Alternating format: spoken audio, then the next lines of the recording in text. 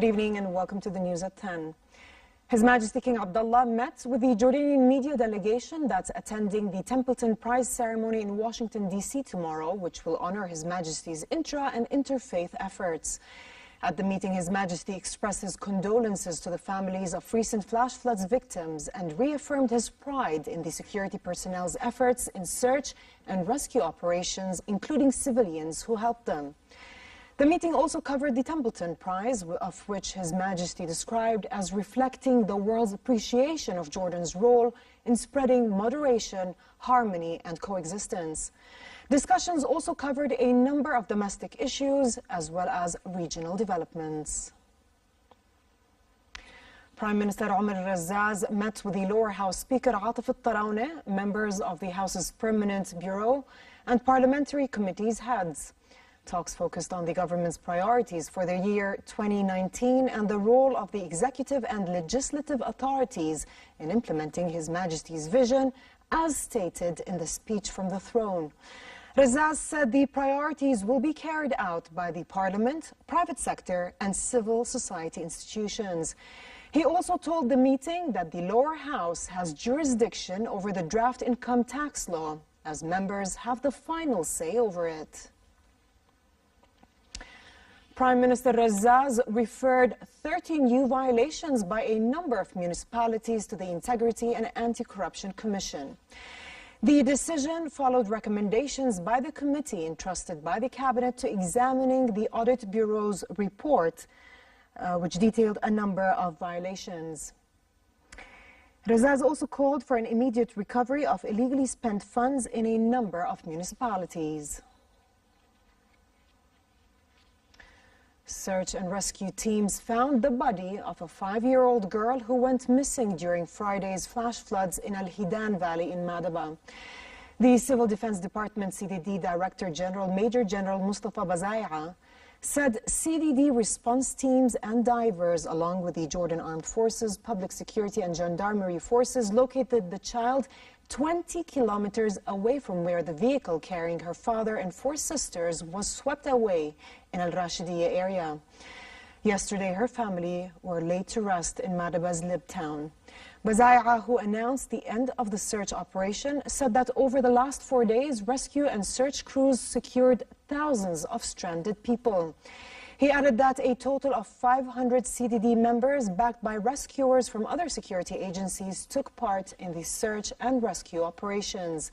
Friday's flash floods have claimed the lives of 13 people and injured 28 others. The Preventive Security Department referred a person to the public prosecutor for filming and circulating a fabricated video of a rescue operation of children caught in flash floods. Public Security Department spokesperson Lieutenant Colonel Amir al-Sartawi said the public prosecutor decided to detain the person in a rehabilitation center for 1 week on charges of intentionally disseminating material involving defamation, contempt, and slander through social media. 2 Palestinians were killed and 3 others were injured in Israeli air raids on the northern Gaza Strip following Palestinian rocket attacks at southern Israel. The Palestinian attack was in retaliation over Israel's incursion and airstrikes on the Gaza Strip that led to the killing of a Hamas commander and 8 other Palestinians, including an Israeli colonel.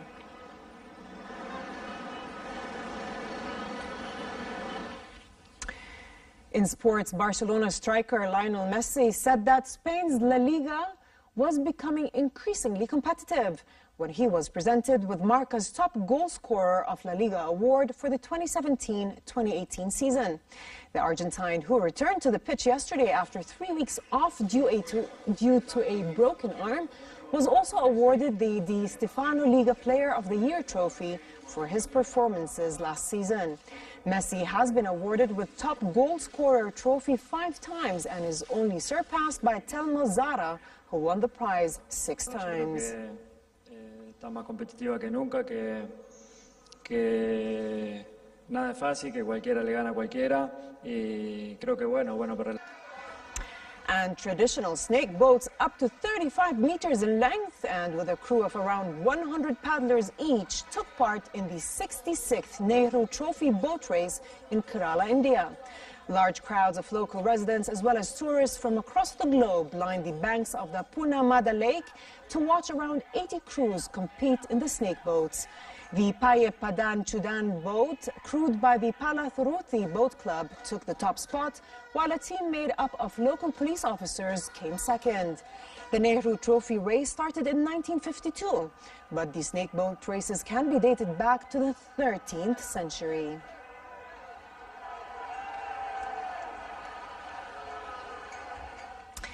And finally, the weather outlook. It will be cold in most regions tonight and cool and stable tomorrow morning as temperatures remain around their seasonal normal. Heavy thunder rain that could lead to flooding in some areas, however, is expected in the afternoon in the northern, central and eastern parts of the kingdom. Tomorrow's forecast temperatures in Amman, highs of 19 and lows of 11, while Aqaba's highs reach 28 degrees and drop down to 17 at night. That's all for tonight. I'm Dana Basham. Thanks for watching and have a good night.